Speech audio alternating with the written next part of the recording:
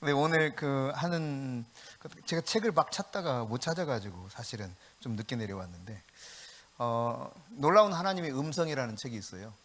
놀라운 성령의 능력, 이 책의 저자와 동일한데 잭 디어라고 달라스 신학교의 조직 신학 교수님이었는데, 이분 사실은 전혀 성령을 모르던 분입니다. 근데 어느 날 성령님이 찾아오셨어요. 그래서 환상을 보여주시면서 막 사람들의 죄를 보여주는 거예요. 저 사람이 무슨 죄가 있는가. 깜짝 놀라가지고 본인도 막 이게 무슨 일이야 하다가 결국 이제 성령과 함께 사역하게 되었고, 이것이 자연스럽게 소문이 날 거 아니에요. 그러다 결국은 달라스 신학교는 성령의 능력을 인정하지 않는 학교입니다. 신학교가요. 오직 성경이야, 그게. 오직 성경. 오직 성경이면 진짜 성경을 제대로 인정한다면 성령의 능력을 인정해야 되는데 그건 인정 안 해요. 왜냐하면 성령의 시대는 이미 초대교회 끝났다고 보기 때문에 성경이 완성되면서 능력의 시대는 끝났고 오직 성경이면 된다 이렇게 가르치기 때문에 달라스 신학교에서 이게 소문이 잭디어가 이런 사역을 한다 소문나가지고 결국은 신학교를 그만뒀어요. 근데 이 잭디어의 놀라운 성령의 능력, 우리가 어떻게 하면 능력으로 사역할 수 있는가, 이 부분을 이해할 수 있겠고, 이분이 쓴 책 놀라운 성령의 음성이라는 책이 있어요. 근데 이 책은 이것보다 한 3분의 2 정도 두껍습니다. 3분의 2 정도는 더 두꺼운데 성령의 음성을 듣기 원하고 깨닫기 원한다. 도대체 성령은 어떻게 말씀하실까? 나도 성령의 음성을 들을 수 있는가? 그것이 궁금하다면 그 책을 보시면 됩니다. 성령의 음성에 관한 책 중에서 제가 봤던 책 중에서 가장 좋은 책이에요. 놀라운 성령의 음성. 그 책을 찾다가 못 찾아가지고 제가 결국은 그냥 다른 책들만 가지고 내려왔는데 어디 있는지 누구를 빌려줬나 모르겠어. 기억이 안 나요.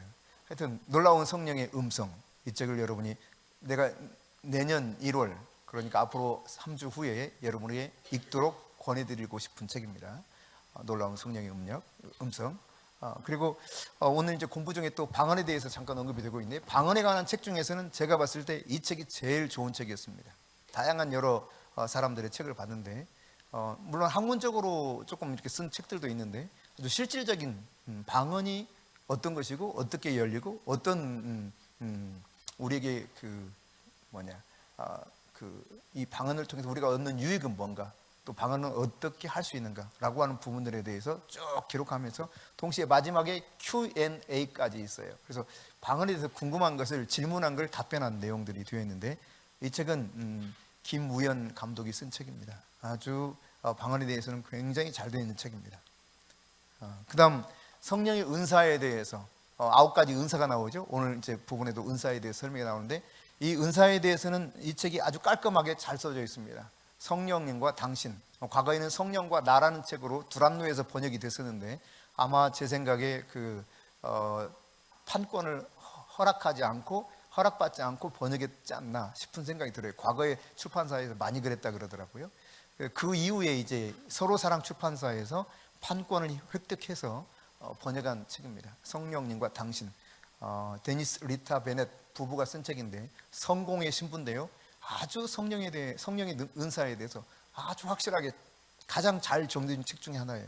이 책을 심지어 인천 순복음교회 이제는 원로 목사님 됐습니다만 최성기 목사님 같은 경우는 성도들한테 말하기를 이 책을 여러분 인생 가운데 100도가 해라 이렇게 권했던 책입니다. 얼마나 좋으면 자기 성도들한테 100도 가라고 그러겠어요. 100도. 은사, 능력에 대해서 알 수 있는 아주 좋은 책입니다. 네, 여기까지 소개해드리고 오늘 이제 진행하도록 하겠습니다. 참 좋은 책들이 너무 많아요.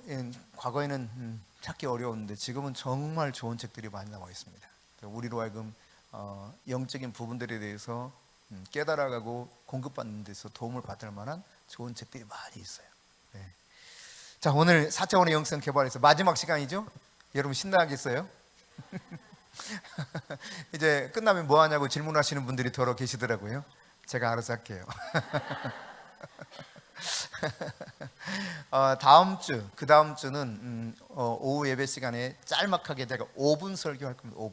5분 설교하고 여러분 셀끼리 발표회 준비하고 그 다음 감사 표현 준비하도록 시간을 드리려고 합니다. 그렇게 활용하시면 되겠고, 그 이후에는 알아서 할 테니까 너무 염려하지 마시고 여기 있는 분들 제가 그때마다 출석을 부르겠습니다. 여기 출석부 가지고. 그러니까 옆으로 세려고 하지 마시고 꾸준히 잘 따라오시면 되리라 생각합니다. 네. 훈련을 받는 게 제자예요, 제자. 네. 여러분 제자 되기 원하시죠? 네. 제자는 배우는 자라는 의미를 가지고 있습니다. 계속 훈련받는 사람입니다. 그 자리에 있으면 나도 모르게 돼요. 그러니까 뭐 그냥 좀 제가 오전 예배 마치고 이렇게 올라가서 저 혼자 이렇게 목회실에 있다가 그래 있기만 해도 돼 그런 생각이 들더라고요. 제가 과거에 그랬거든요. 뭐 뜨겁게 기도하는데 저는 기도할 게 거의 없는 거야. 아무리 열심히 기도해도 3분 5분 채우기가 그렇게 어렵더라고요. 이것도 훈련이거든요. 물론 또 성령께서 우리에게 기도의 영을 부어주셔야 가능한 부분이기도 하고요. 훈련이 잘 되어 있지 않고 내가 성령의 그 기름 부심을 기도의 영을 받지 못했기 때문에 정말 기도하는 시간이 너무 힘들었어요. 그래서 보통 뭐 날 세워 기도하고 그랬는데 저희 모교에서는 철야 기도회가 10시에 시작하면 새벽 뭐 최소한 빨리 끝나야 2시 이렇게 끝났기 때문에 그냥 맨날 찬송하고 뜨겁게 기도하는데 그 시간이 되면 참 어려웠어요. 나도 기도는 하고 싶은데 안 되고. 네, 기도의 영을 받을 필요가 있습니다. 기도의 능력을 받을 필요가 있죠. 근데 성령과 함께 사는 것도 그렇습니다. 이 성령에 대해서 이야기는 막 듣고 성경을 통해서 이렇게 보기도 하는데 성령과 함께 사는 게 뭘까? 이런 것들이 굉장히 궁금하고 잘 안 될 때가 있거든요. 그래서 여러분에게 아까 소개해드렸던 놀라운 성령의 음성 이 책을 한번 꼭 보기를 권하고 1월 달에 제가 추천해 드릴 테니까 그때 가서 꼭 한번 읽어보실 수 있기를 바라고요. 성령의 능력이 진짜 필요한가? 네, 필요합니다. 그럼 나는 성령의 능력으로 살 수 있는가? 살 수 있으면 당연히 살게 되어 있습니다. 사실 성령의 음성을 듣고 살아가는 것보다 성령의 능력으로 살아가는 것이 훨씬 쉽습니다. 이따가 조금 더 자세히 말씀드리도록 하겠습니다.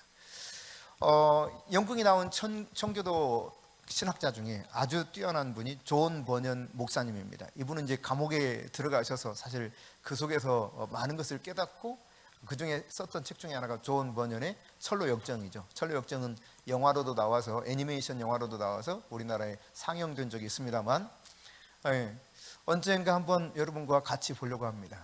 존 버년의 철로 역정. 금년이 다가기 전 혹시 볼 수도 있습니다. 근데 이 존 버년 목사님이 옥에 갇혔을 때예요. 그러니까 너무 이분이 옥에 갇혀 있는 걸 안타깝게 생각했던지 옥을 관리하는 관수장이라고 할 수가 있죠. 옥사장이라고 표현하고 있는데 목사님 잠깐 좀 댁에 다녀오세요. 제가 편의를 봐드릴게요. 이런 거예요. 그래서 이제 갑니다. 근데 가다가 성령님의 음성을 들어요. 이게 성령의 음성을 어떻게 듣느냐? 우리 막내 딸 유빈이가 어느 날 아빠는 근데 하나님 음성 들어봤어? 그래요.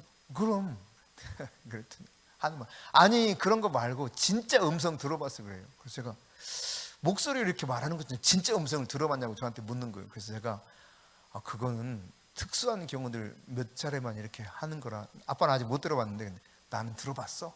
그러더라고요. 자기는 들어봤대요. 근데 존 버년 목사님이 성령의 음성을 들었다고 하는 것은 그런 차원은 아니었던 것 같아요. 그 상황 속에서는 마음에 이렇게 거리낌 오는 거예요. 내가 지금 본래 옥에 갇혀 있는 사람인데 아무도 몰래 옥사장이 나를 이렇게 내보내서 편의를 봐주지만 그러나 이것은 옳지 않다는 생각이 들어간 거예요. 하나님은 양심을 통해서도 말씀하십니다. 양심을 통해서도 말씀하시는 것을 들을 줄 알아야 돼요. 근데 그 음성을 듣고 존 버년이 다시 돌아가요. 아니 목사님 왜 오셨어요? 좀 댁에 가서 쉬다 이렇게 오시라니까 하나님이 그거를 기뻐하지 않는다 생각되어서 다시 돌아왔다. 그리고 옥에 들어가서 가만히 있습니다. 근데 1시간 뒤에 왕이 온 거야 그 자리에. 그래서 존 버년이 그 자리에 있는 거 보고 돌아갔어요. 그러고 나니까 간수장이 옥사장이 하는 말 하나님의 음성을 들었기 때문에 오늘 목사님도 살고 저도 살았습니다. 이렇게 말하더라는 거죠. 그러니까 여러분 하나님의 음성을 듣는 건 참 중요합니다. 내가 하나님의 음성을 들었을 때 신기한 일들이 일어나거든요. 그런 이야기들이 이제 성경 속에도 자주 나타나요. 예를 들면 베드로가 환상을 통해서 하나님의 음성을 듣거든요. 그게 보여주는 것인데 하늘에서부터 보자기에 다양한 고기들이 막 쌓여 내려오잖아요. 이걸 잡아 먹으라 그래요. 그러니까 베드로가 아니 이 부정한 거 나 안 먹어요. 이게 사라집니다. 다시 또 내려옵니다. 아니 부정한 거 잡아먹으라고 하니까 나는 그런 사람 아니다고, 나는 깨끗하고 순결한 율법을 지키는 히브리인이다. 난 그래도 예수님의 제자로서 말이지 성결하게 살아가려고 하는 사람인데 왜 나한테 이걸 먹으라고 하냐. 물론 이렇게 자세히 말하고 있잖아요. 근데 그런 이야기예요. 이걸 세 차례 하는 거예요. 세 차례. 그때서 베드로가 깨달아요. 주님 뭔가 의도하시는 바가 있구나. 그때 밖에서 똑똑똑똑똑 여기 베드로 선생님 계세요 하고 찾아오는 거예요. 그러는 고넬료가 보낸 사람들이 와서 베드로 선생을 왜 모시러 왔는가 이야기하죠. 이제 이런 과정 속에서 성령은 각각 환상을 통해서 하나님의 음성을 듣게 하고 그 말씀에 따라 살아가게 하죠. 그때 문 두드릴 때 두려워하지 말고 베드로야 그들과 함께 가라 그러거든요. 이때는 음성으로 말씀하십니다. 그러니까 하나님이 다양하게 우리에게 말씀하신다는 사실이에요. 그러니까 우리는 말을 이렇게 버벌 랭귀지라고 그러죠. 우리 입술을 벌려서 언어를 표현하는 방식이 있어요. 그 다음 넘버벌 랭귀지가 있습니다. 말은 하지 않아도 눈빛으로 손짓으로 별짓을 다해서 우리는 의사 표현을 할 수 있어요. 그걸 넘버벌 랭귀지라고 하지 않습니까? 그러니까 그런 것처럼 인간의 의사소통이 그런 것처럼, 근데 이렇게 인간이 의사소통하는 걸 동물이 알아들어요, 몰라요? 못 알아들어요. 우리가 언어로 표현하는 거 혹시 모르겠는데 넘버벌 메시지로 이야기하는 걸 동물이 알아들을 수가 없습니다. 식물이 알아들어요? 못 알아듣습니다. 왜냐하면 그들의 언어 체계가 우리하고 완전히 다르기 때문에. 물론 그들이 언어 체계라는 것은 아주 단순하지요. 근데 우리의 언어 체계가 하나님의 언어 체계와 다르기 때문에 하나님의 음성을 듣는 게 잘 훈련이 되어 있지 않아서, 잘 모르고 잘 훈련이 있지 않아서 말씀하시는데 못 듣는 거예요. 전파가 지금 여기 있습니까? 없습니까? 눈에 보이지 않아도 있거든요. 존재하거든요. 그 전파에 흐르는 전파를 내가 받아서 잡아가지고 뭔가를 활용하게 되면 그것이 표현되어요. 다양하게. 그렇죠? 그런 것처럼 하나님의 음성이 아주 다양하게 들려오는 거예요. 성령의 그 놀라운 그 음성들이. 우리는 그걸 들을 줄 알아야 된다는 거죠. 그러니까 성령님과 교제하는 것이 얼마나 중요한가를 깨달아야 돼요. 근데 성령님과 함께하는 동반자로서 살아가는 삶이 얼마나 중요한가, 이것도 알아야 되는 것이죠. 그러니까 성령님과 연합하는 삶을 살기 위해서 여러분이 노력할 필요가 있다. 그러니까 우리가 생각, 믿음, 꿈, 말, 이 네 가지가 성경적인 것으로 바뀔 때 우리 성령의 은혜 속에서 살 수 있다고 하는 사실을 공부했는데, 이러기 위해서는 말씀 훈련, 기도 훈련이 필요하다. 그리고 더불어서 하나, 성령과 함께 사는 훈련이 필요하다는 이야기입니다. 네. 그럼 성령과 이렇게 동행했던 사람들을 몇 사람 생각해 보면, 첫째로 요한 웨슬레, 존 웨슬레라고 그러죠. 존 웨슬리는요, 여러분이 아시는 바처럼 우리나라의 감리교의 선조라고 해야 되나요? 그러니까 존 웨슬리가 감리교를 창설했어요. 영국의 성공회로부터. 근데 존 웨슬리가 어느 날 루터가 쓴 로마서 주석을 읽다가 이상하게 막 마음이 뜨거워져. 그리고 성령의 불이 왔어요. 그러면서 찾아오신 이 성령의 불을 통해 그리스도를 깨닫게 됩니다. 마음속에 이로 인해서 그동안 아무렇지도 않게 생각했던 죄, 정욕 이런 것들을 깨달으면서 이것들이 싹 사라져요. 주님을 모셔드리면서 이게 사라지는 경험을 해요. 그리고 나서 비로소 존 웨슬리가 변화를 받아가지고 창설한 게 바로 감리교입니다. 감리교.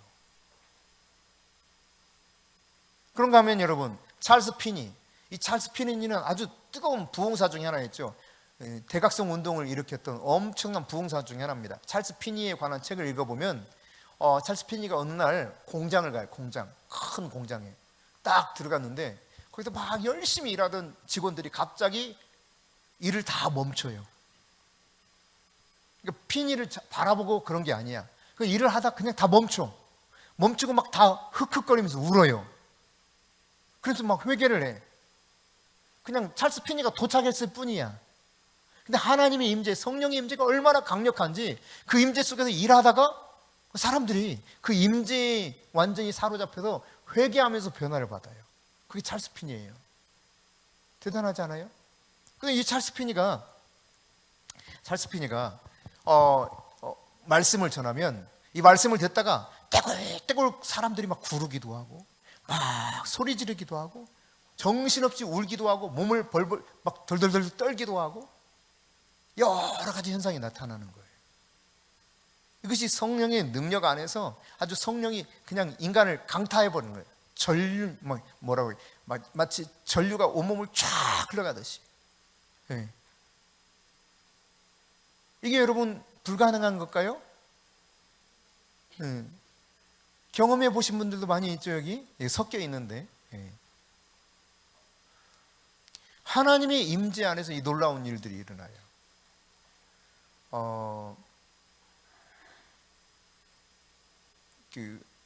그런 분도 계셨어요.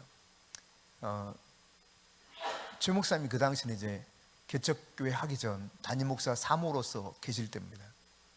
가면요 오지 말라고 벌벌벌 떨고 도망치는 사람이 있었어요. 오시지 말라고.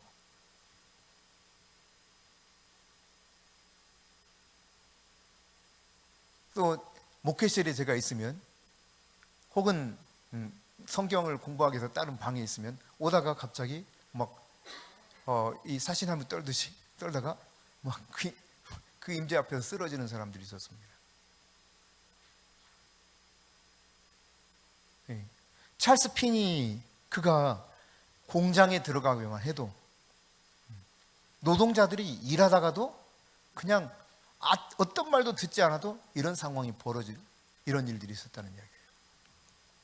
그런가 하면 D.L. 무디입니다. D.L. 무디가 뉴욕의 거리를 걷고 있던 34살 때 이야기를 소개하고 있는데 이게 정말 주님과 함께 하고 싶은 거예요. 그래서 여기 D.L. 무디가 하나님 앞에 외쳤던 흐느끼며 외쳤던 여기 큰 따옴표 한번 같이 읽어봅시다.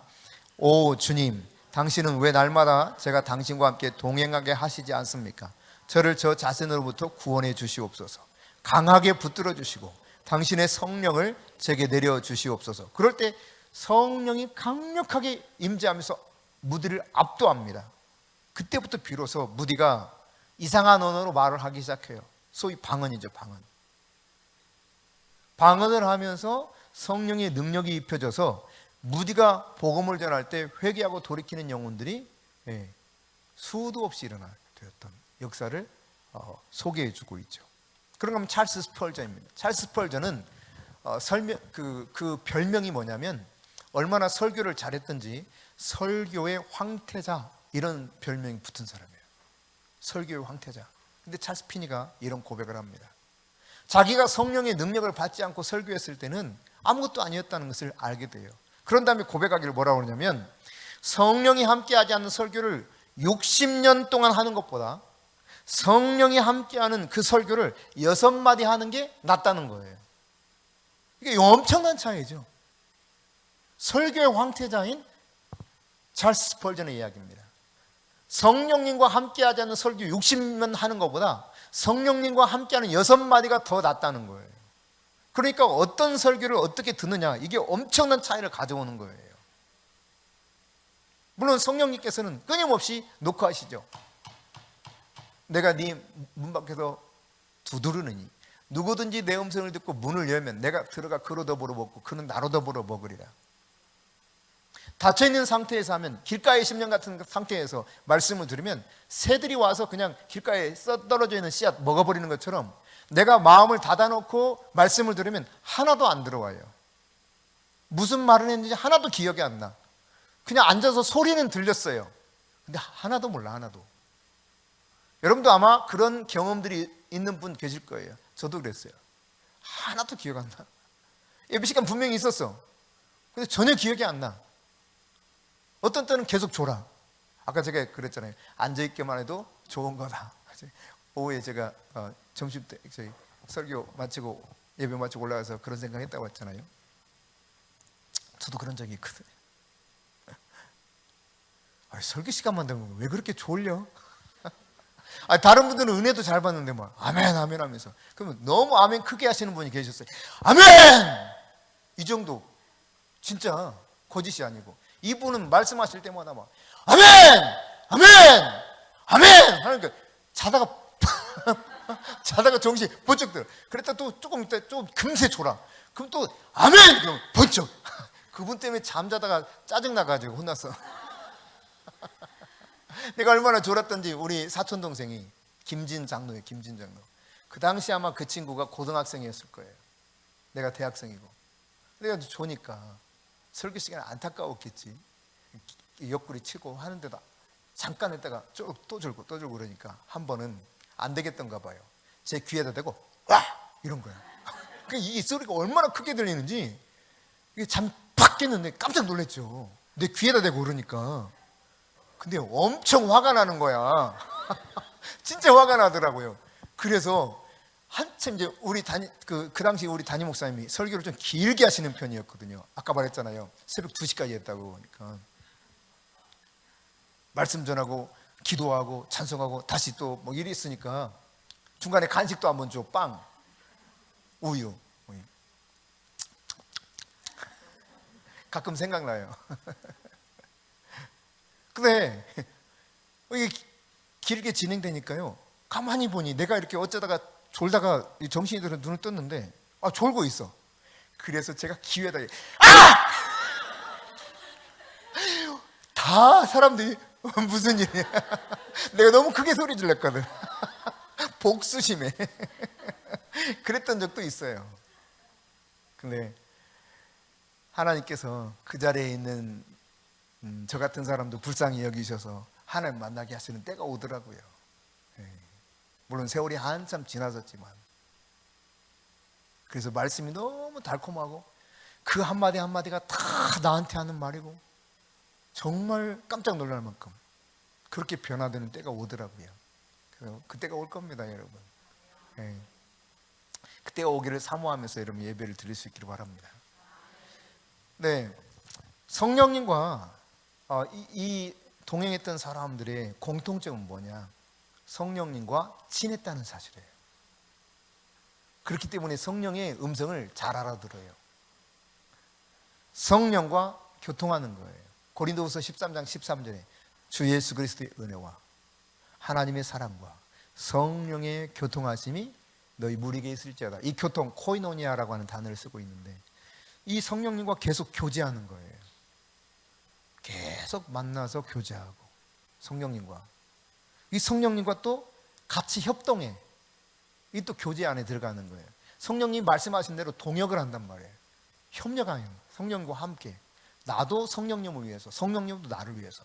성령님이 말씀하시는 것을 나도 존중하고 나를 성령님이 존중해요. 이런 상황이 이제 오는 걸 알게 돼요. 그러니까 성령님을 간절히 구하다 보면 성령님이 나를 인정해주고 나를 도와주는 것을 실제로 느끼게 돼요. 내가 말하는 것이 그대로 되게 만들어요. 놀랍죠. 말한 것이 되게 만드는. 그러니까 그 성령님과 교제하는 사람들은 성령님과 하나가 됩니다. 일치가 돼요. 그런 삶을 살아갔을 때 성령님과 아주 친밀하게 동행할 수 있다는 사실입니다. 갈라디아서 5장 16절부터 23절 한번 읽어봅시다. 시작. 내가 이르노니 너희는 성령을 쫓아 행하라. 그리하면 육체의 욕심을 이루지 아니하리라. 육체의 소욕은 성령을 거스리고 성령의 소욕은 육체를 거스리나니 이 둘이 서로 대적하므로 너희 원하는 것을 하지 못하게 하려 함이니라. 너희가 만일 성령이 인도하시는 바가 되면 율법 아래에 있지 아니하리라. 육체의 일은 현저하니 곧 음행과 더러운 것과 호색과 우상숭배와 술수와 원수를 맺는 것과 분쟁과 시기와 분냄과 당짓는 것과 불리함과 이단과 투기와 술취함과 방탕함과 또 그와 같은 것들이라. 전에 너에게 경계한 것 같이 경계하노니 이런 일을 하는 자들은 하나님의 나라를 유업으로 받지 못할 것이요 오직 성령의 열매는 사랑과 희락과 화평과 오래 참음과 자비와 양성과 충성과 온유와 절제니 이 같은 것을 금지할 법이 없느니라. 아주 중요한 성령에 관한 가르침 중에 하나죠. 근데 여기 보면 사도 바울이 그리스도인의 자유에 대해서 이야기하는데 성령의 역사를 언급하고 있다 그러는데 성령의 역사라는 표현보다 성령의 열매에 대해서 주로 언급하고 있다 이렇게 해야 조금 더 이 문장의 의미와 통할 것 같아요. 성령의 열매에 대해서 물론 역사라는 표현이 틀린 표현은 아닙니다. 성령이 역사할 때 내 안에서 성령의 열매를 맺기 때문에 그러나 역사라는 표현을 썼을 때 능력의 측면으로 받아들이기 쉬워서 제가 바꿔서 표현하자면 성령의 열매에 대해서 언급하고 있다 이렇게 봤으면 더 좋겠다는 거예요. 그러니까 주님 안에서 그리스도인들이 거듭나면 자유를 얻습니다. 근데 문제는 뭐냐면 자유를 얻긴 얻는데 자유를 얻었다고 해서 싸움이 없느냐? 그렇진 않아요. 싸움이 있어요. 그래서 여기는 투쟁이라는 표현을 썼는데 영어 성경은 스트러글이라는 단어를 쓰고 있습니다. 혹은 레슬링이라는 단어를 쓰고 있어요. 아주 심한 격투를 벌이는 겁니다. 내가 성령으로 거듭났을 때, 내가 성령과 함께 살아갈 때, 더 충만해질 때 심한 격투가 일어나요. 레슬링은 그냥 이 뭐라고 표현할까요? 아주 격렬한 싸움을 의미하는 단어입니다. 그 싸움이 실제로 있다는 이야기입니다. 그러면 뭐와 뭐의 이 싸움이 있다는 이야기입니까? 16절입니다. 거기 뭐라고 되어 있습니까? 육체의 욕심과 성령의 싸움이 있다는 거예요. 27절에 조금 더 명확하게 표현하고 있죠. 육체의 소욕은 성령을 거스리고 성령의 소욕은 육체를 거스린다. 그래서 서로 대적한다. 이 16절과 17절에 보면 이처럼 싸움이 있다는 거예요. 원수가 있다는 겁니다. 원수. 여러분의 원수는 여러분과 싸우는 대상이 아닙니다. 그러니까 예를 들어 부부가 싸워. 그럼 부부가 원수가 아니에요. 할아버지 할머니들 나와가지고 무슨 프로그램 하는 거 있었어요. 당신과 나 사이 내 자로 내 자로. 그러니까 왼수지간. 아주 그냥 자신 있게 대답을 했어요. 왼수지간. 아니 그거 말고 평생 원수. 또 그렇게 대답합니다. 여러분 우리가 싸우는 대상은 평생 원수라고 생각하는 부부 사이가 아니에요. 그 속에서 역사는 마귀인 것입니다. 육체의 소욕대로 살게 하는, 성령의 소욕대로 살지 못하게 하는 방해하는 육체의 소욕이 바로 원수인 거예요. 근데 그 육체의 소욕을 자꾸 건드려서 그렇게 살아가게 만드는 게 마귀예요, 마귀. 우리가 이제 성령의 인도를 받게 되면 자연스럽게 어떤 것을 피해 살게 되는가? 18절부터 21절. 자, 여기 보면 어떤 것을 피해 살게 된다고 했는가? 자, 뭡니까? 첫 번째, 음행. 그 다음, 더러운 것. 세 번째, 호색. 자, 여기까지는 뭘 이야기하고 있냐면 부정한 성관계를 이야기하고 있어요. 오늘날에는 성적인 문제가 죄도 아닌 것처럼 취급합니다. 어떤 분이 되게 충격적인 이야기를 들었어요. 제가 이제 우리 그 찬양단 속에서 어떤 아이가 제가 말하면 다 아는 우리나라 큰 교회, 아주 유명한 교회, 그 교회에 찬양 사역을 하다 왔다가 하더라고요. 그래서 한동안 지켜보다가 이제 성령에 대해서 조금 더 이렇게 알아가고 그 기름 부심이 무언가를 알아서 이제 찬양 사역자로 세웠습니다. 그랬더니 이 친구가 어느 날 한참 동안 성실하게 잘하더니 어느 날 저한테 찾아와서 그런 거예요. 목사님, 다음 주에는 제가 못 오겠습니다. 그래요. 그래서 궁금해서 제가 물었죠. 왜? 그랬더니 하는 말, 제가 여자친구하고 놀러 가거든요. 그래. 그래? 그럼 뭐 놀러 갔다가 언제 오는데? 1박 2일 가요. 그래. 제가 깜짝 놀라가지고, 뭐라고? 다시 말해봐도 1박 2일 여자친구하고 놀러를 간다고? 당장 는 징계다, 징계. 지금부터 찬양 사역은 물론이고 그냥 아무것도 못한다. 목사님이 허락하는 순간까지 그냥 너는 교회에서 예배만 드린다. 아무것도 너는 할 수 없어. 그랬어요. 이 이야기를 이제 했더니 한 분이 얼마 전에 저한테 그래요. 제가 한 이야기를 하면서 참 우리 교회는 너무 좋다고 뭐 다양한 이야기를 하면서 그 중에 하나 이걸 언급했대요. 그랬더니 그 이야기를 들었던 이 친구가 하는 말, 야, 그 목사님 요즘 뭐라고 표현했더라? 시대에 뒤떨어지는구만, 이런 표현이야. 이 시대에 뒤떨어지는, 이 세상을 너무 모르는 분이구만, 그렇게 표현하더래요. 그래서 그때 자기가 깜짝 놀랐대요. 그 친구가 정말 열심히 있었던 친구인데 완전히 가치관이 너무 다르구나, 이걸 그때 깨달았다는 거예요. 여전히 그 집 가족들은 감리교 출신의 목회자도 많고 또 그런 가정이라는 거예요. 여러분, 우리 그 친구들을 제가 이제 만났을 때 아주 자연스럽게 이야기하더라고요. 우리 아들은 오늘 여자친구하고 몇 박 며칠 어디로 여행을 갔고 또 어쩌고 저쩌고 하는 이야기를 그냥 자연스럽게 하면서 뭐라 하면 거기다 덧붙여. 요즘 애들은 그냥 그렇게 하다가 또 세워주는 것도 전혀 의식 안 하고 그냥 아무렇지도 않은가 봐, 이러더라고요. 여러분, 요한계시록 강의할 때 최 목사님께서 여러분하고 함께 나눈 이야기가 있을 겁니다. 어떤 대학생이 그런 이야기 했다고 그랬잖아요. 예, 살아보다 마음에 안 들면 아닌가 보다, 다른 사람하고 또 살아보고, 그러다가 맞는 사람하고 살면 되는가 보다, 이렇게 생각했다는 거죠. 그러면 성경은 뭘 말합니까? 여러분, 성적인 관계가 허락되는 대상은 딱 한 가지밖에 없습니다. 합법적인 부부관계 이외에는 다 부정한 거예요. 지금 부정한 성관계에 대해서 첫 번째 언급합니다. 그러니까 성경이 뭘 말하고 있냐면, 성령이 나에게 오시면 거룩하게 살도록 하시는 그분이기 때문에 내 안에서 자연스럽게 성령이 충만하면 이것이 떨어져 나간다는 거예요. 그 첫 번째 모습들이 뭐냐? 음행, 더러운 것, 호색 그랬는데, 음행은 그냥 부정한 성관계를 이야기하는 겁니다. 그 다음 더러운 것은 성적인 문란한 삶을 이야기하고 있어요. 그 단어 자체가 뜻하는 바는. 그 다음 호색은 말이죠, 아주 그냥 늘 음란에 젖은 생각과 삶이 쩌든 것을 말하고 있어요. 이게 다 이게 부정한 성적인 문제, 이런 문제를 언급하고 있거든요. 첫 번째 이게 성령이 오시면 먼저 이것들이 얼마나 하나님이 싫어하는가를 깨달아야 됩니다. 이 음란의 죄가 자기 몸의 죄를 범하는 것이라고 성경이 가르치고 있거든요.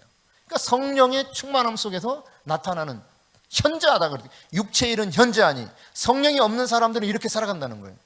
육체의 일은 현저하니, 세상적으로 가장 어둠 속에 빠져 있는 사람들이 추구하는 게 뭐냐? 다 이 성적인 것들입니다. 음행, 더러운 것이 뭐라고요? 성적인 문란한 삶을 말한다니까요. 호색은 성적인 죄인데 늘 음란에 젖어 있는 생각이에요. 제가 참 충격적인 이야기를 듣고 그분을 다시 보게 됐어요. 안수 집사였습니다. 어느 날 이제 이렇게 서로 말씀을 가지고 나누는데, 제가 그 당시 남성 리더들을 이렇게 데리고 공부하고 있을 때예요. 너무나 섬뜩할 정도로 그냥 자기는 아무 생각 없이 이야기하는 거예요. 무슨 얘기를 하냐면, 자기는 여성들을 보면, 특히 스타킹을 신는 여성들을 보면 스타킹을 벗기는 상상을 한대. 근데 깜짝 놀래가지고 제정신이냐고 물었는데, 그게 뭐 어떠냐는 거예요. 기가 막히죠. 안수 집사예요. 바로 이런 것들입니다. 예컨대 호색, 음란에 젖은 생각을 하는 거예요. 이게 육체의 현저한 일이 일어나는 겁니다. 아주 확실하게 드러나는 일. 그 다음 네 번째 뭐냐라고 이야기해서 우상숭배, 술수. 네. 우상숭배와 술수는 종교적인 영역에서 죄를 범하는 것입니다. 아까 도덕적인 면이라면, 성적인 부분이라면 종교적인 영역이죠. 술수라고 하는 것은 미신에 의해서 어떤 행위를 하는 걸 말해요. 민간신앙이든 무속신앙이든 뭐든 이 속에서 어떤가를 행하는 행위, 이런 것들을 말합니다. 그러니까 우상숭배와 술수, 이런 것들이 바로 하나님이 기뻐하지 않는 육체의 현저한 일이다. 그 다음 뭘 말하고 있어요? 분쟁과 시기와 분냄과 또 당짓는 것과 그 다음 불리함과, 네, 여기까지 보면 대인관계 속에서 죄를 범하는 걸 이야기하고 있어요. 하나님은 예수 그리스도를 통해서 우리에게 말씀하시기를 하나님을 마음을 다하고 성품을 다하고 힘을 다해 사랑하라 말씀하십니다. 그 다음 말씀하시는 게 뭐예요? 내 이웃을 내 몸과 같이 사랑하라. 근데 이 둘째도 첫째와 똑같다라고 말씀하셨잖아요. 그러니까 당연히 우리는 하나님을 사랑한다고 하면 사람을 사랑해야 돼요. 그런데 육체의 일은 어떻게 하느냐? 정반대예요. 형제를 사랑해야 되는데 이 관계를 자꾸 파괴시킵니다. 관계를 깨트려요. 다양한 방법으로. 이게 바로 육체의 일이에요. 육체의 일. 자, 그 다음 또 뭐가 있습니까? 네? 이단과 또 투기와 술 취함과 방탕함, 이런 것들을 언급하고 있죠. 투기라고 하는 것은 다른 사람들이 잘못되도록, 투기 그러면 내가 투기하는 건가? 그런 의미가 아니고요. 원래 원의 의미는 이렇게 번역이 되어 있지만 원래 그 한자가 좀 다른 거죠. 원래 의미 뭐냐면 다른 사람이 함정에 빠지도록, 잘못된 함정에 빠지도록 그렇게 남이 뭔가 함정에 빠질 때 내가 남의 것을 빼앗아 버리는 것이 투기예요, 투기. 이런 것 잘하는 사람들 있잖아요. 대장동 일당 뭐 이런 사람들 어금 아무것도 아니죠. 예. 몇 천억이 막 왔다 갔다 하죠. 남의 것을 그냥 아주 그냥 코도 베어가. 가만히 있으면 뭐든지 가능해. 목숨도 가능해요. 목숨도 내다 파는 거예요. 과거에 이제 변화되기 전 존 뉴턴 같은 경우가 그런 경우가 아니었습니까? 사람을 갖다가 팔고 그 이익을 취득 같은 사람.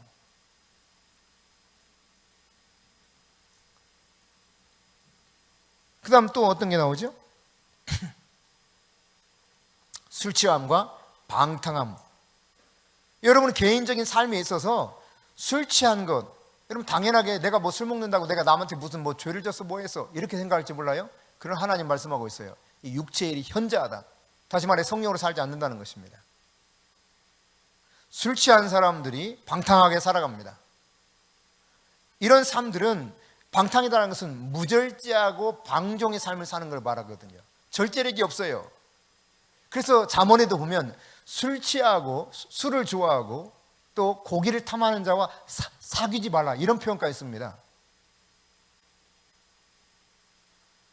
그러니까 우리가 절제력이 필요하고 또 주님께서는 에베소 5장 18절에서 뭘 말합니까? 술 취하지 말라 이는 방탕한 것이니 그렇게 표현하죠.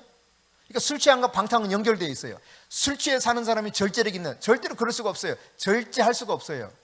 자기 하고 싶은 대로 해요. 잠자고 싶으면 자고 먹고 싶으면 먹고 마음대로 하는 거예요. 그러나 성경은 술 취하지 마라 이는 방탕한 것이 오직 뭐라고 그랬어요? 성령을 충만함 받으라. 성령의 충만함을 받으라. 같이 봅시다. 성령의 충만을 받자. 성령의 충만을 받자. 네. 그래야 내가 이 육체의 일에서 벗어날 수 있게 돼요. 이런 것들, 그와 같은 것들이 또 있다는데 여기서 대표적으로 이런 것들을 언급하고 있어요. 그러면 이와 반대로 이 결과가 어떤가? 만일에 이렇게 육체의 일에 그대로 빠져서 육체의 일을 탐닉하며 사는 사람들의 결과가 뭐냐? 21절입니다. 같이 읽어봅시다. 21절 하반절만 읽어봅시다. 이런 일을 하는 자들 시작. 이런 일을 하는 자들은 하나님의 나라를 유업으로 하지 못할 것이요. 그럼 이런 일을 하는 자들은 분명히 하나님이 경고하고 있죠. 뭘 할 수 없다? 하나님 나라를 유업으로 못 받는다. 이 말을 바꿔서 표현하면 뭐예요? 지옥 간다는 이야기입니다. 천국 못 가고. 간단한 거예요. 제가 이 설교로 이 에베소서 말씀을 가지고 이런 에베소서 이 똑같은 이야기 나오거든요. 비싼 이야기가. 이 설교를 했더니 어떤 분이 그래요. 어떤 분이 남자 집사님 한 분이 그 말씀 끝나고 이제 밥 먹는 시간에 목사님 저는 교회를 안 다녀야 되겠어요 앞으로는. 그래서 갑자기 아니 왜 집사님 지금까지 잘 해나가면서 왜 그러세요? 아니 지금 그동안 성령님도 몰랐다가 성령님도 알아가고 막 이렇게 변화되는데 왜 그러세요? 그랬더니 저는 맨날 술 취해서 있는데 하나님 나라 못 간다니까 이래도 못 가고 저래도 못 가고 아예 안 다닐래요. 여러분 그래도 다녀야 돼요. 다니다가 하나님이 강력하게 뭔가 해결해 주시는 때가 옵니다. 그렇다고 그냥 아이고 마음대로 하고 다니래 이런 말은 아닙니다. 그러나 그럴지라도 다녀야 돼요. 왜? 그래야 성령이 어느 순간 생각을 바꾸고 삶을 변화시키는 놀라운 은혜를 부어주실 거 아니에요. 할렐루야. 저도 그런 케이스예요. 저도 다시 하나님을 만나서 교회를 다녔지만 살아계신 하나님 만나고 나서 술은 끊었는데 담배가 안 끊어지네. 담배가 안 끊어져 가지고요. 그 담배라는 게 참 희한하거든요. 아주 기가 막힙니다. 이 타이밍이 딱 50분 지나면 그렇게 담배가 땡겨. 보통 예배가 1시간이잖아. 얼마나 힘든지 몰라. 2시간은 나오자마자 바로 산으로 들어가가지고 담배 한 대 물어. 근데 어느 날은 제가 와이셔츠에다가 담배를 이렇게 꽂고 교회를 간 거야. 하얀 와이셔츠에. 난 몰랐지. 그 전에는 어디다 이 담배를 숨겨가지고 왔냐면 양말 속에 이렇게 숨겨갖고 왔거든. 양말 속에다가. 그러니까 바지가 내려오니까 안 보이잖아요. 그래서 여기다 이제 그 담배 넣고 그랬는데 어느 날 나도 모르게 그냥 이 꽂고 간 거예요. 그러니까 버젓이 가니까 사람들이 나를 자꾸 쳐다봐. 그래서 저 사람들 왜 나를 이렇게 쳐다보는 거야 했는데 그날 예배 마치고 오다가 보니까 여기에 담배가 들어있어. 아이고야. 근데 성령께서 제가 원하니까 이거 해결해 주시더라고요. 진짜 원하니까. 진짜 원하면 여러분의 문제 속에 성령님이 찾아오십니다. 성령님은 인격이셔요. 우리 마음을 잘 아셔요. 여러분, 우리가 사람의 마음을 잘 모를 때가 있어. 얼마나 답답할 때가 많습니까? 그런데 하나님은, 성령은 우리를 속속들이 뚫고 다 알고 계셔요. 관절과 골수를 찔러 쪼개까지 하고 너희 마음과 뜻을 감찰하나니 다 아신다는 이야기예요. 그 아시는 하나님이 나의 갈망을 아시고 나의 기대를 아시고 내가 성령님과 얼마나 친해지기를 원하는가 다 알고 계세요. 그래서 도와주십니다. 때가 되면. 정말 신기한 방식으로. 그러니까 여러분이 계속해서 성령님을 인정하고 갈망해야 돼요. 근데 어쨌든 육체의 일에 이렇게 빠져 있어서 그럼 계속 나 이대로 살래 그러면 어떻다는 겁니까? 이런 결과는 분명하다는 거예요. 하나님의 나라를 유업으로 받을 수 없다. 그러니까 여러분 회개하고 돌이켜야 되겠어요? 아니면 그대로 그냥 버팅기고 살아야 되겠어요? 네. 하여튼 교회는 계속 나오세요. 그래야 변화되지. 변화되야 하나님 나라 갈 거 아니에요. 영원한 하나님 나라. 아멘? 자, 그 다음. 그러면 이 현저한 육체의 열매와 반대로 성령이 내 안에 들어오시면 성령께서는 어떤 결과를 우리에게 나타내 보여주시는가? 22절, 23절인데 같이 읽어봅니다. 시작. 오직 성령의 열매는 사랑과 희락과 화평과 오래 참음과 자비와 양성과 충성과 온유와 절제니 이 같은 것을 금지할 법이 없느니라. 할렐루야. 자, 저를 보세요. 이제 내가 성령님과 함께 사면 나도 모르게 저절로 열매가 열려요. 여러분 포도나무 가지에 가지가 나 열매 열어야지 나 열고 말 거야 이래서 엽니까? 그냥 가지는 그냥 가지일 뿐이야. 붙어있기만 해. 붙어있는데 어느 날 때가 되면 열매가 열어요. 그게 포도나무 열매예요. 똑같은 거예요. 나는 포도나무에 너희는 가지니. 주님 말씀하시잖아요. 너희가 내 안에 있으면 많은 열매를 맺겠다는 거예요. 그러니까 우리 주님께 붙어있기만 하면 돼요. 우리가 주님께 붙어있기만 하면 주님의 성령이 내 안에서 나도 모르는 사이 열매가 맺게 역사하시는 겁니다. 거듭난 가운데 성령이 내주하시면 내가 성령님을 인정하는 만큼 인정하면 하는 만큼 더 풍성한 열매를 맺어요. 예를 들어서 나무가 이렇게 할 수 있다고 가정해 봅시다. 포도나무 가지가 나는 절대로 당신한테 오는 거 난 안 받을 거야 하고 동맥경화 현상이 일어나서 꽉 막아버려요. 막. 양분도 수분도 난 안 받을 거야. 그럼 열매 열어요 안 열어요?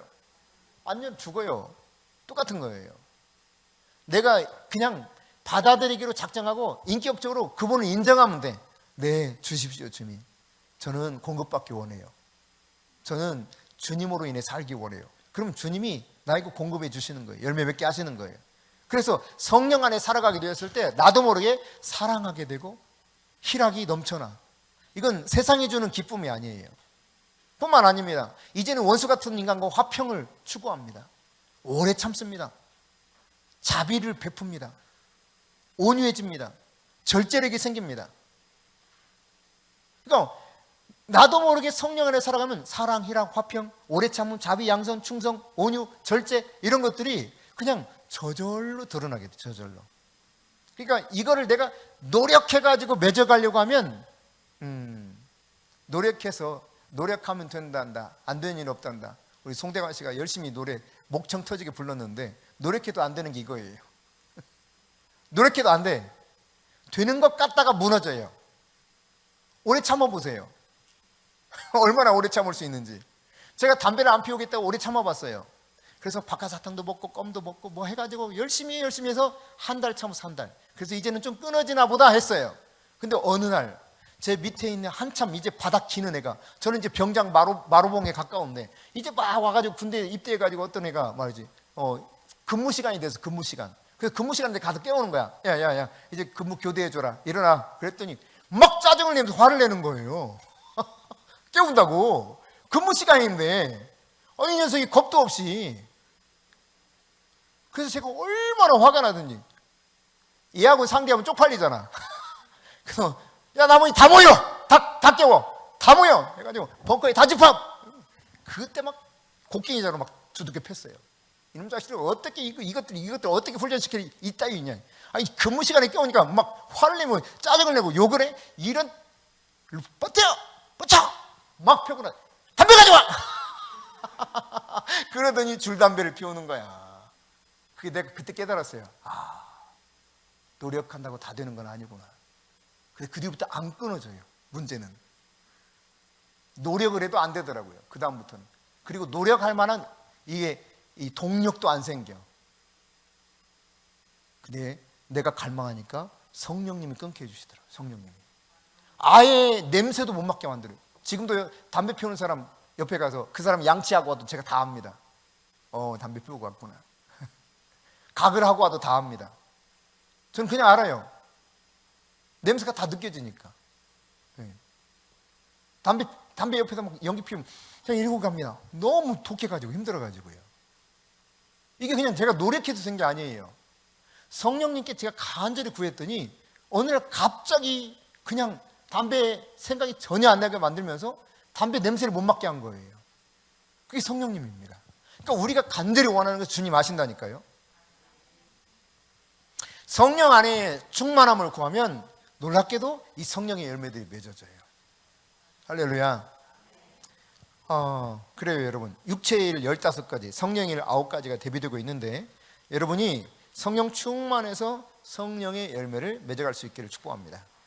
4차원의 영성을 위한 성령 훈련 이 부분인데요. 첫째, 성령의 주도권을 인정하라. 여러분 인생의 주도권을 가지려고 하지 말라는 것입니다. 성령님이 주권을 가지도록 인정하며 살라는 거예요.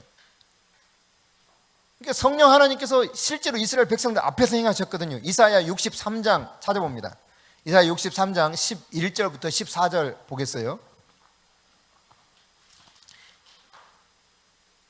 이사야 63장 11절부터 13절.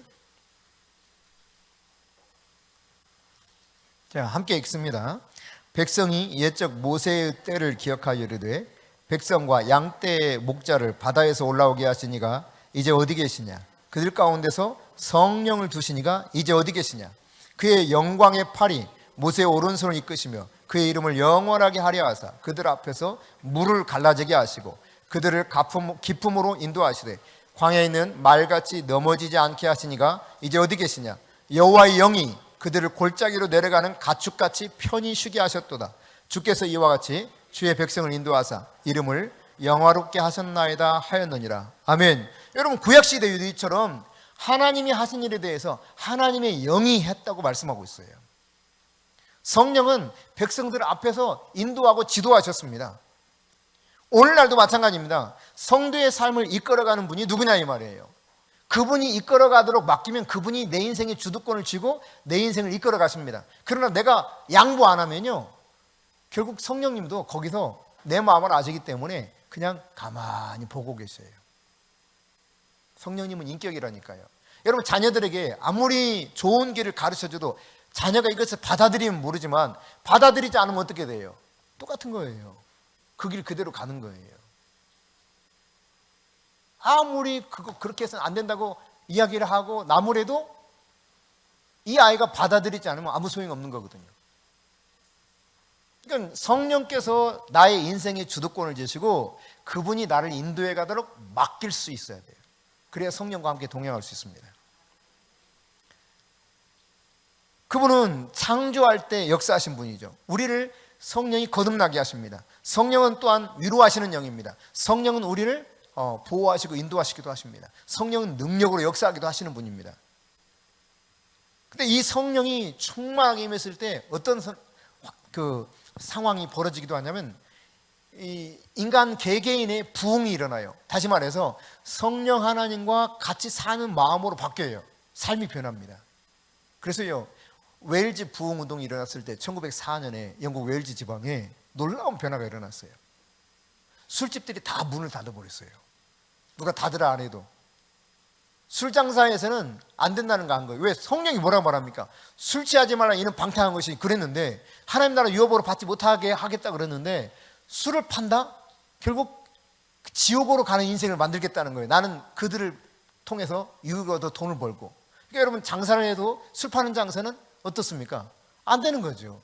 이걸 그냥 성령이 깨우쳐 주신 거예요. 다 성령의 그 충만한 가운데서 변화를 받으니까 술집들이 다 문을 닫아 버렸어. 그리고 사람들도 술을 안 마셔. 죄가 사라져. 죄가. 교도소가 텅텅 비어. 이런 일이 벌어졌습니다. 실제로. 그런가 하면 여러분 1907년에 이 불이 1906년에 인도로 갔다가 1907년에 우리나라 온 거거든요. 1907년에 그 성령의 불이 우리나라 평양에 왔을 때 평양 대부흥이 일어나니까 어떤 변화가 일어나냐. 사람마다 변화를 받으면서 자기가 죄를 범했던 것을 회개하기 시작해요. 그것도 그냥 혼자 조용히 회개하는 거 그거 아니에요. 여러분 야고보서에 보면 서로 죄를 고백하라고 그랬거든요. 공동체 안에서 내가 얼마나 추악한 범죄자인가, 죄악 속에 살아왔는가, 이것을 고백하는 거예요. 이 고백을 하는 거예요. 내가 말이지, 예를 들어 쌀가게 하다가 내가 말이죠, 참 저는 진짜 못된 죄인입니다. 왜냐하면 쌀을 팔다가 1kg 달라고 하면 900g만 주고 1kg라고 팔아넘겨서 이득을 취했습니다. 제가 이런 놈입니다 하고 막 엉엉 울면서 회개해요. 막 그러니까 또 다른 사람이 와가지고 또 회개합니다. 내가 남의 돈 몰래 훔쳤는데 아직까지 이렇게 전혀 그 사람한테 어떻게 보상도 안 해주고 딱 잡아떼고 있습니다. 막 회개하기 시작하는 거예요.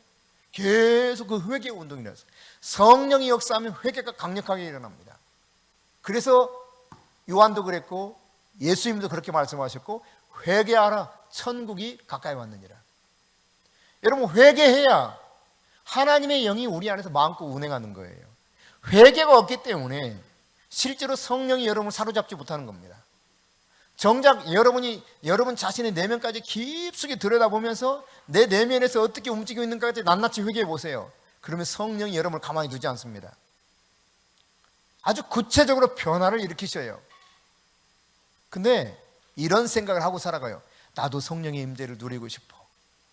성령 여러분, 하나님이 능력으로 임하셔서 여러분이 임재 현상을 느낀다 쳐봅시다. 예컨대 흔한 임재 현상 중에 하나가 뜨거워지고 혹은 몸이 떨리는 현상입니다. 진동 현상이죠. 있을 수 있어요. 성령의 능력 아래서. 근데 내 내면이 변화되지 않으면 성령과 동행하는 삶은 어려워요. 사실 성령의 능력보다 더 중요한 측면은 성령의 그 임재 안에서 동행하는 삶이 더 중요하다고 할 수 있습니다. 왜냐하면 예수님께 이런 말씀하셨거든요.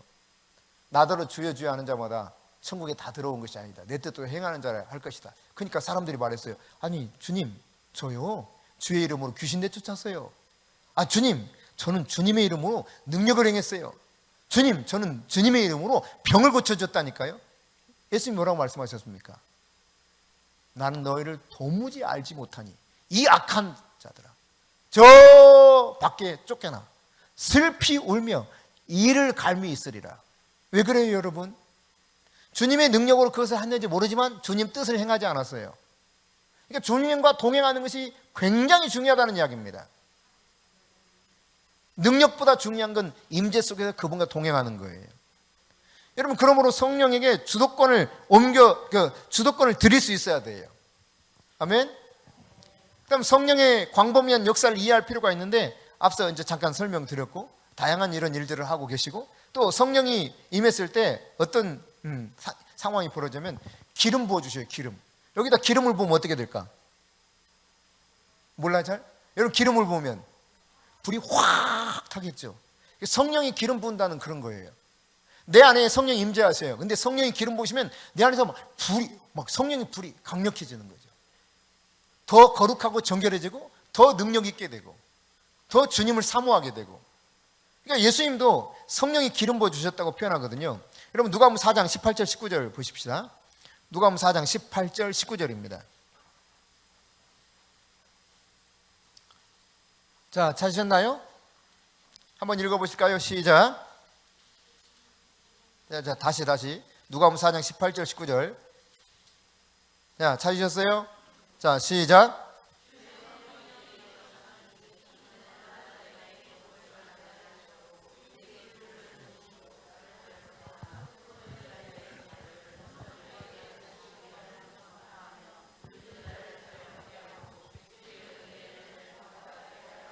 아멘. 여기 보니까 주의 성령이 내게 기름을 부으사. 이 누구 말입니까 지금? 예수님 말씀, 예수님 말씀. 예수님에게 성령이 기름 부었다는 거예요. 뭘 하게 하려고? 가난한 자에게 복음을 전하게 하려고. 마음이 가난한 자에게 복음을 전하게 하려고. 그 복음 전하는 가운데 어떤 일이 벌어졌어요? 성령의 기름 부음이 오니까. 첫 번째, 그냥 몇 가지만 살펴보자. 첫 번째, 포로된 자에게 자유를. 두 번째, 눈먼 자에게 보게 하고. 세 번째, 눌린 자를 자유롭게 하고. 또 주의 은혜를 선포하게 됐다는 거예요. 그러니까 여러분, 성령이 내게 기름 부어졌을 때, 복음을 전할 때 이런 성령께서 알아서 역사하는 일들이 나타나는 거예요. 할렐루야. 예수님에게도 성령의 기름 부으심이 필요했다는 이야기입니다. 우리 흔히 이렇게 생각합니다. 저도 그렇게 생각했던 적이 있습니다. 사람들도 그렇게 가르치기도 합니다. 예수님은 우리하고 다르잖아. 그래서 그런 능력을 행했다고 가르쳐요. 그러나 전혀 그렇지 않습니다. 예수님은 하나님의 본체를 다 비우셨어요. 이 말은 하늘 아버지와 동일한 능력과 동일한 성품을 다 가지고 있는데, 동일한 모든 그 하늘 아버지로서의 모든 것을 다 비우시고 인간처럼 낮아져서 종의 형체를 가지고 왔다는 말이에요. 다만 죄는 없으시니라 그랬어요. 죄만 없을 뿐 똑같아. 인간과 무력감도 느끼시고 배도 고프고 졸리기도 하고 막 고통을 주면 그 고통 때문에 막 힘들기도 하고. 그 예수님입니다. 그 예수님에게 성령이 오셔서 기름 부으시니까 가난한 자들의 복음을 제대로 전하게 하는데, 그 속에서 눌린 자가 자유롭게 되고 포로된 자가 해방이 되고 눈먼 자가 눈을 뜨고 주의 은혜의 해가 선포되면서 저는 자가 걷게 되고 막 이런 일들이 벌어지는 거예요. 그러니까 성령의 기름 부으심으로 사역하신 것이 예수님입니다. 성령의 기름 부으심 필요했기 때문에 예수님도 매일 아버지 앞에 가서 기도하셨던 거예요. 사도행전을 사도들의 행전, 그러니까 사도들의 발자취죠. 사도행전인데 이거를 다른 말로 뭐라고 표현하냐면 성령 행전이라고 말하기도 해요. 왜냐하면 성령이 어떻게 하셨는가를 보여준다는 측면에서. 근데 또 다른 말로 뭐라고 하느냐, 기도행전이라는 표현을 쓰기도 합니다. 기도하는 가운데 하나님이 어떻게 일하셨는가를 보여준다는 거예요. 여러분, 예수님도 성령의 기름 부으심이 필요했다. 우리 인간과 똑같다니까요. 성령의 기름 부으심이 없이는 아무것도 할 수 없었어요. 그래서 예수님 그런 말씀을 하신 겁니다. 아버지가 말씀하지 않고 아버지가 행하는 것을 보지 않고는 난 아무것도 하지 않았다. 사실 할 수 있는 게 없는 거예요. 제자를 선택할 때도 어떻게 했습니까? 밤새도록 기도하고 아버지 음성을 듣고 제자를 선택해요. 철저하게 아버지 하나님께 주권을 드렸습니다. 우리가 이제 아버지 하나님과 연결시켜주는, 예수 그리스도와 연결시켜주는 예수 그리스도께서 보내신 성령을 우리가 받았습니다. 성령님께 주도권을 맡기고 내가 내어주면 성령이 나에게 기름 부어 주시는 거예요. 할렐루야. 여러분, 사도행전 19장 6절입니다. 자, 사도행전 19장 6절 찾으셨나요? 자, 사도행전 19장 6절 같이 읽겠습니다. 바울이 그들에게 안수하며 성령이 그들에게 임하심으로 방언도 하고 예언도 하니. 아멘. 네. 그렇습니다. 7절을 제가 읽었군요. 6절에서는 아볼로가 성령의 충만을 받게 되었을 아볼로가 충만을 받게 되었을 때 어떤 일이 일어난가? 6절 읽었구나. 7절 뒷부분에 보니까 그렇게 방언도 하고 예언도 하는 사람이 몇 명이더라? 12사람이더라. 12사람.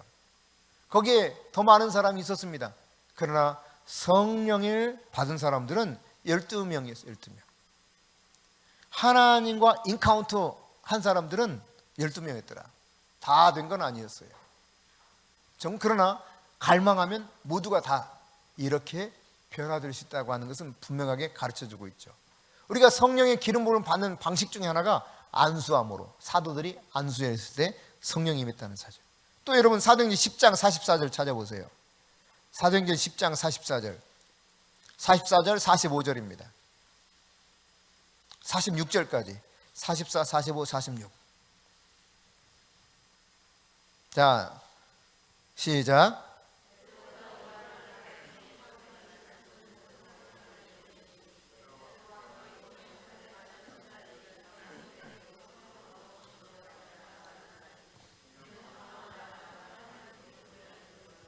아멘. 여기 보니까 성령이 임했어요. 성령이 임했는데 성령이 부어주시는 그것을 어떻게 사람들이 알게 됐다는 거예요? 방언을 하는 것을 통해서. 아, 성령이 이 시간 저들에게 성령이 오셔서 성령을 부어주셨구나 알았어요. 근데 어떻게 성령이 왔다는 겁니까? 뭘 할 때? 말씀을 들을 때. 아까는 어떻게? 방언과 예언을 하게 되었을 때 어떻게 방언과 예언을 했다고요? 예, 안수했을 때. 근데 이번에는 어떻게 해요? 말씀을 들을 때. 한 가지 더 있어요. 성령이 우리에게 임하시는, 기름 부어주시는 놀라운 방법 중에 하나, 성경에 소개된 한 가지 더 있습니다. 사도행전 2장입니다 2장 1절부터 4절. 사도행전 2장 1절부터 4절입니다. 자, 읽어봅니다. 시작.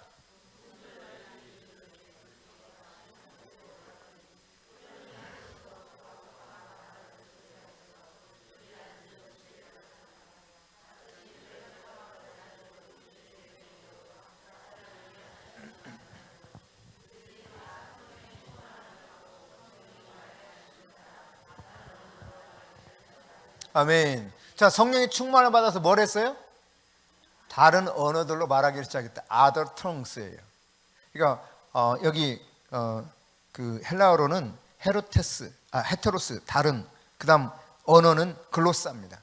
영광의 언어를 말합니다. 하늘의 언어를 말하는 것입니다.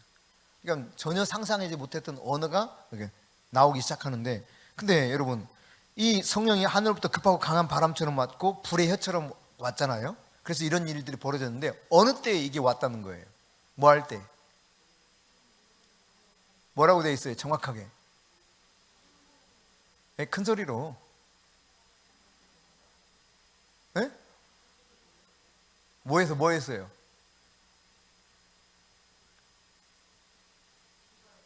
기도할 때죠. 기도할 때. 오로지 기도할 때예요. 전심으로 기도할 때. 그냥 모여있다고 저절로 오는 게 아니에요, 여러분.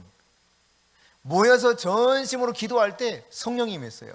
모여서 말씀 들을 때 말씀 듣는 자들 가운데 성령이 임했습니다. 모여서 말씀을 듣고 그 다음 안수 받으니까 그 안수를 통해서 성령이 기름 부어 주셨습니다. 그러니까 성령이 기름 부어서 우리에게 능력으로 임하는 세 가지를 성경에서 이렇게 보여주고 있어요. 기도할 때, 말씀 들을 때, 안수 받을 때. 사모하면서 이렇게 함께하게 될 때 분명 기름 부음이 임하게 된다. 아멘. 나는 왜 안 임하죠? 이렇게 어떤 그 임계점에 다다르지 못했기 때문이지. 임계점에 다다라야 돌파가 일어나는 거예요. 여러분, 비행기가 막 붕 떠서 날아가잖아요. 몇백 킬로 되는 게 사람도 다 실었는데, 그죠? 엄청난 무게인데 이게 떠서 날아가기 전까지 어떻게 해요? 임계점에 이르기 때까지 막 엔진이 막 돌아가요. 딱동 이렇게 하잖아요. 성령이 우리에게 오시는 것도 임계점이 필요해요. 임계점. 소위 임계점 기도가 필요한 거예요. 내가 갈망하는 것도 임계점이 필요한 거예요. 그냥 내가 주려면 주고 말려면 말고. 성령님도 알았다. 너는 아직 준비가 안 됐구나. 저봤자 아무 소용없죠. 그냥 무시하겠지. 발로 밟으겠지. 성령이든 뭐든 내 마음대로 살고 싶은데 왜 이러죠? 준비가 안 된 거죠. 준비되면 성령이 우리에게 기름 부어 주시는 거예요. 할렐루야. 성령과 인격적으로 동행하는 게 필요하다는 사실입니다.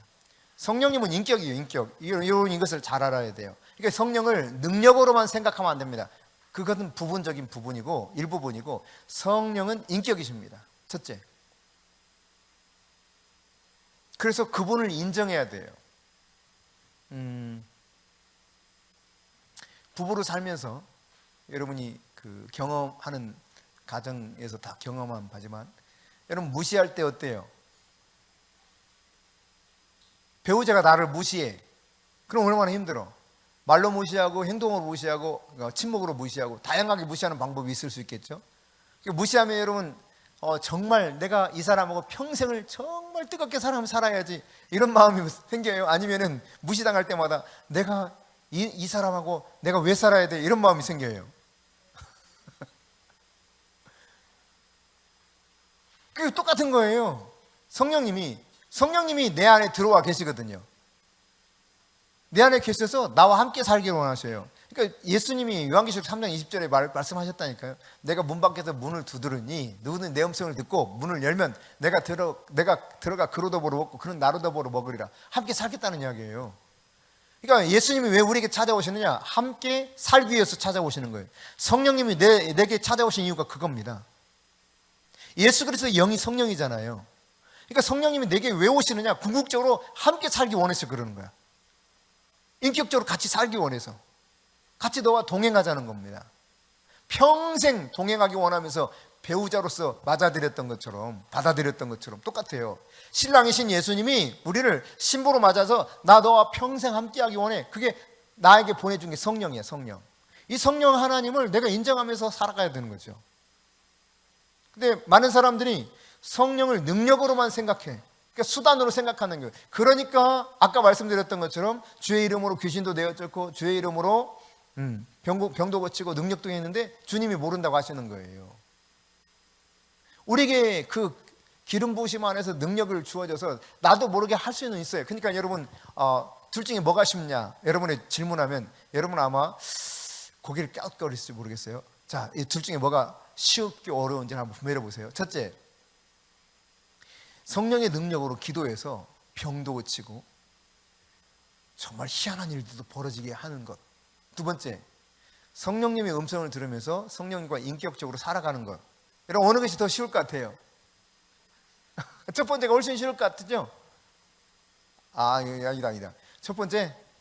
그래, 첫 번째가 쉽지. 첫 번째가 훨씬 쉬운 거예요. 이거는 예수 믿고 예수님 제도 인정하기만 하면 그냥 될 수도 있는 일이에요. 진짜로. 특별한 일이 없어도. 예수님의 이름으로 예수님이 믿고 그냥 하면 되는 일이에요. 나에게 막 기름 부음이 넘쳐나서 그래서 내가 기도했더니 나았어. 이게 아니라 그냥 기도해주면 나을 수 있어요. 왜? 주님 그렇게 말씀하셨기 때문에 내가 하나님 자녀된 권세를 가지고 선포하면 이루어진다니까요. 그래서 여러분이 능력을 못 받아서 나는 기도해 아무 소용이 없어. 전혀 그렇지 않습니다. 그냥 하나님의 말씀을 믿고 기도해 보세요. 그러면 능력이 나타나요. 그러니까 능력이 나타나는 건 쉬워요. 어려운 건 그분과 함께 살아가는 거예요. 그분과 함께 살아가는 것. 동행하는 삶이죠. 그래서 동행하면서 살 뿐만 아니라 동역하고 연합하는 이야기입니다. 로마서 8장 5절을 찾아보세요. 로마서 8장 5절.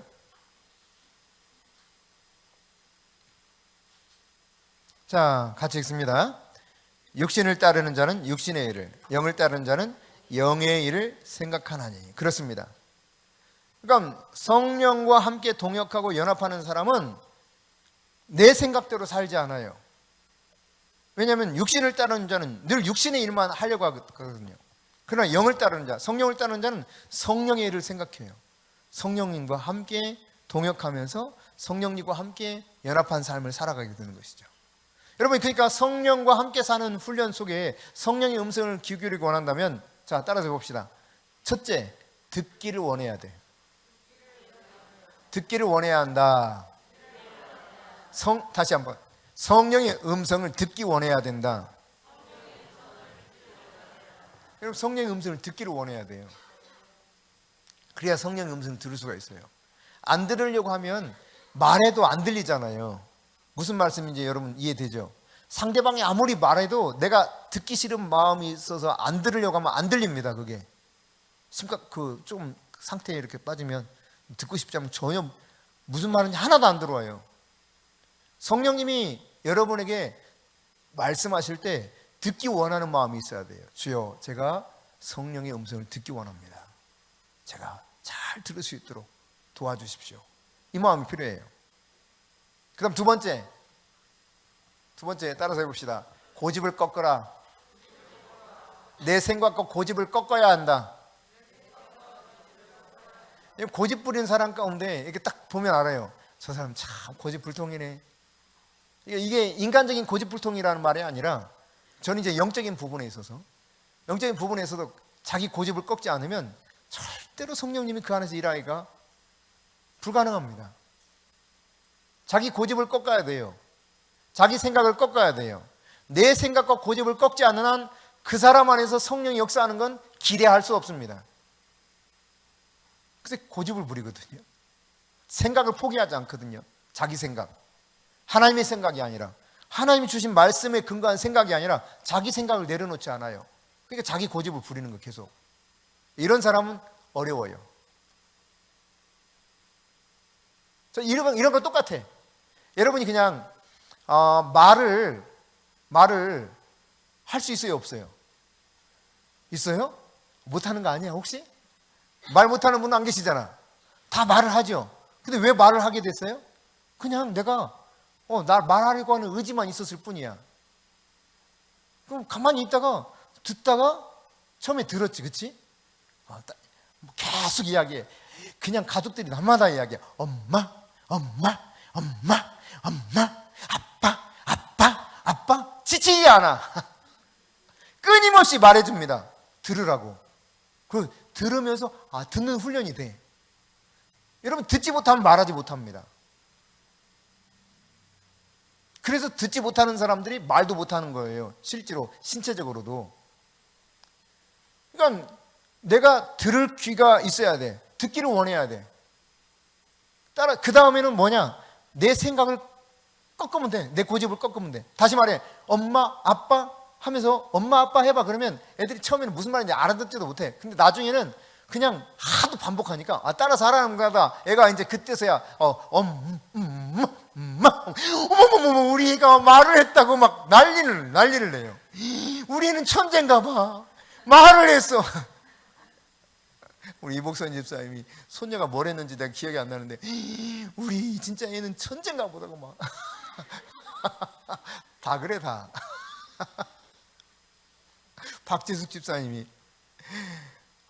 어느 날, 목사님, 우리 송아가 지혜가 천재인 줄 알아요. 자기 애가 천재인 줄 알래. 다 그렇지 뭐.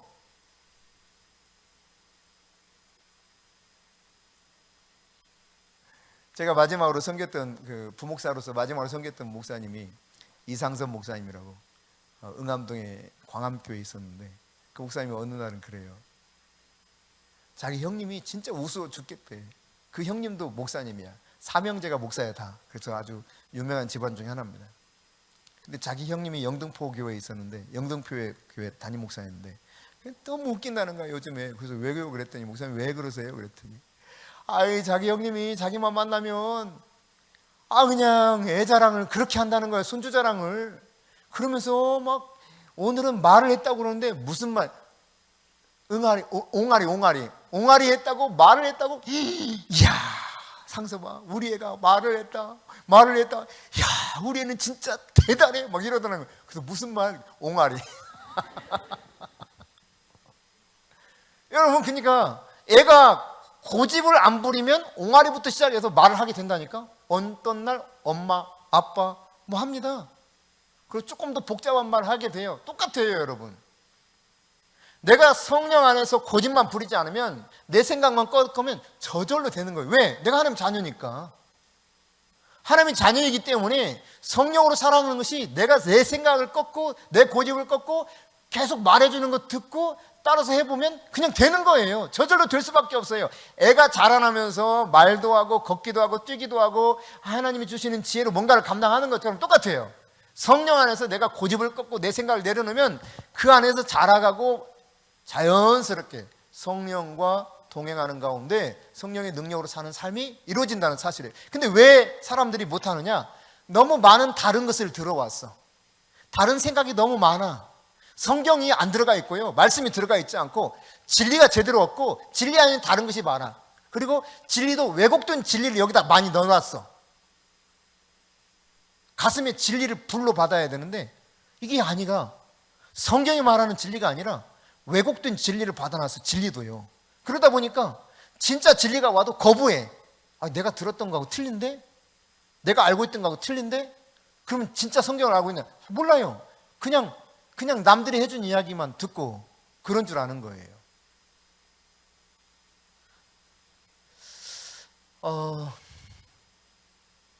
제가 진짜 성령에 대해서 궁금했거든요. 그래서 이렇게 가르치는 선생님한테 질문을 했어요. 대학 때 우리 모교에서 대학부 가르치는 교수님이 계셨거든요.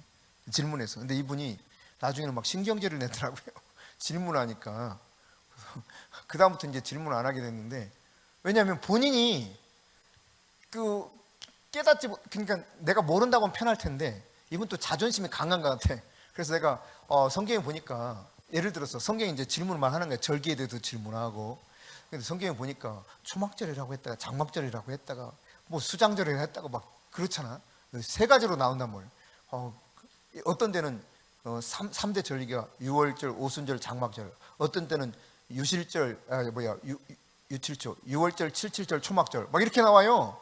그래서 3대 절기에 대해서 이게 혹시 뭐가 차이가 있는 거예요? 그랬더니 이분이 정리가 안 돼 있어. 몰라.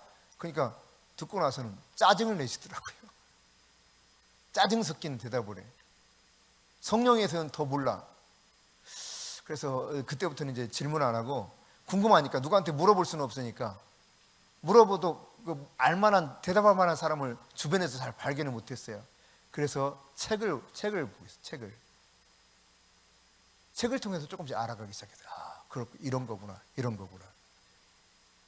근데 여러분은 참 감사해야 돼요. 감사해야 돼. 이거 얼마나 축복된 환경 속에 살아가는 것인가 감사해야 돼요. 우리 교회가 뭐 규모는 작지만 정말 다양한 것들을 제공해 줄 수 있는 그런 콘텐츠를 담고 있습니다.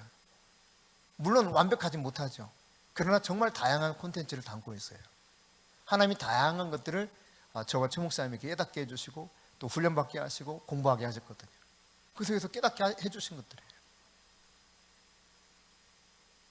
그러니까 여러분이 성령의 음성에 귀를 기울이는 훈련을 하면서 첫째, 성령에 대해서 인정하면서 그분의 음성을 듣기 원하고 내 생각과 고집을 꺾으면 자연스럽게 되는 거예요. 그 다음 세 번째, 자 따라해 봅시다. 시간을 내어서 경청하라. 예, 성령의 음성을 들으려고 해야 돼요. 시간을 내어서 그 중에 첫 번째 요구되는 것 중에 하나가 하나님의 말씀을 묵상하는 겁니다. 그럼 성령께서 그 말씀을 통해서 나에게 계속 말을 걸어오셔요. 나는 이런 존재야. 인간은 이래서는 안 되는 거야. 인간은 이렇게 해야 되는 거야. 다양한 것들을 말씀하셔요. 그때 똑같이 그냥 읽어왔던 말씀인데 내 안에 확 던져주는 말씀들이 있어요. 그때마다 하나님이 나에게 들려주시는 거예요. 물론 이것이 이제 1차적으로 가장 좋은 방법, 아주 편하게 할 수 있는 방법이고, 다양하게 하나님의 음성을 들으려고 해야 돼요. 여러분 가운데 어깨 근육이 이렇게 쑤시듯이 아픈 사람이라고 해야 될까? 네. 어깨가 그래요? 오늘 오전 예배 시간에 말씀하셨는데 제가 잊어버리기도 했고, 그럼 그 설교하기 전에 말하려고 했는데 잊어버리기도 했고, 끝나고 가니까 이거 또 말 안 했네 이러더라고요. 근데 하나님이 의도가 있으신가 보다 내가 생각했어요. 하나님이 의도가 있으신가 보다. 왜? 오늘 주제가 이제 성령이 관한 거잖아요. 그래서 이 시간에 하기를 원하시는가 보다, 그런 생각을 했어요. 이게 어깨가 아주 쑤셔와요. 형, 통증이 이 어깨뼈 이렇게 어깨 이렇게 있는 부분을 뭐라고 해요? 네. 네? 무슨 뼈라 그래요? 견갑골? 견갑골 이게 뭐 여기 아파요. 어떤 사람은 또 이쪽에 이렇게 아파요. 여기 뭐라고 하는지 모르겠는데 이 부분이 좀 약간 쑤셔와요. 또 누구예요?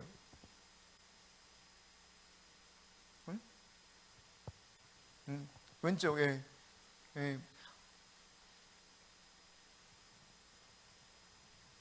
거기도 있어요? 더 있을 수는 있어요. 예. 성령이 말씀하신단 말이에요. 그 아픈 사람이 있다. 근데 성령님께서 이렇게 말씀하셨어요. 예배 진행하면 할수록 이것이 쭉 사라질 거다. 그냥 예배가 마쳐질 때쯤은 싹 통증이 사라질 거다.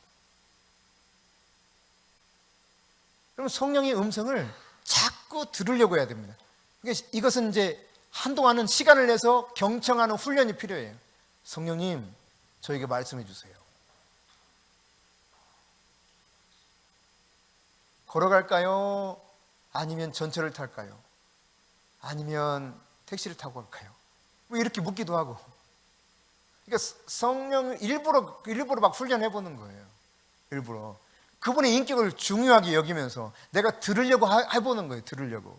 이런 걸 다 주님이 성령이 다 우리를 알고 계시기 때문에 내가 원하는 것을 따라서 성령님이 나에게 그 경청하려고 하는 의지를 아시고 나에게 들려주기 시작해요. 말씀해 주기 시작해요. 그 다음 한 가지 더 중요한 것 중에 하나 같이 봅시다. 성령의 음성을 분별할 줄 알아야 한다. 왜 그러냐면 이 세상에서는요 다양한 소리가 들리거든요. 첫째, 자기 소리가 있어요. 내 안에서 나는 소리. 내 생각이죠. 한마디로 말하면 내 소리가 있어. 내 소리, 자기 소리. 이거 자기 소리인지 아닌지 모르고 성령이 말씀하시는 걸 착각하면 안 돼요. 두 번째, 세상의 소리가 있습니다.